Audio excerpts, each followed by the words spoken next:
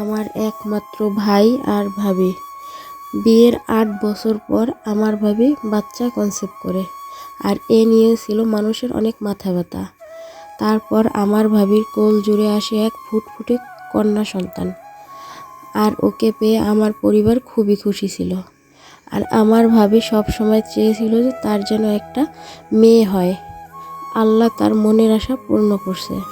ও যখন হয়েছে তখন ও মাশাআল্লাহ দেখতে অনেক বেশি সুন্দর ছিল, কিন্তু আস্তে আস্তে ওর গায়ের রং কালো হয়ে যায়।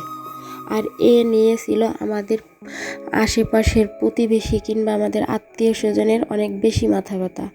তারা সব সময় এটা নিয়েই পড়ে থাকতো যে আমার ভাইয়ের মেয়ে কালো হয়েছে। তারা বলতো যে আমার ভাইয়ের বউ অনেক সুন্দর, তার পেটে কিভাবে এরকম কালো বাচ্চা হইল, আর এই বাচ্চা বিয়ে দেবে কিভাবে, বিভিন্ন ধরনের খারাপ কথা তারা বলে থাকতো। কিন্তু ও আমার পরিবারের চোখের মণি। ওকে আমার পরিবারের সবাই খুব বেশি ভালোবাসে। আমার বাবা মা ও আমার ভাইয়ের কলিজা। তাই কে কি বলল এটা শুনে আমাদের কোনো লাভ নেই। আজ আমার ভাইয়ের মেয়ের 2 বছর পূর্ণ হলো।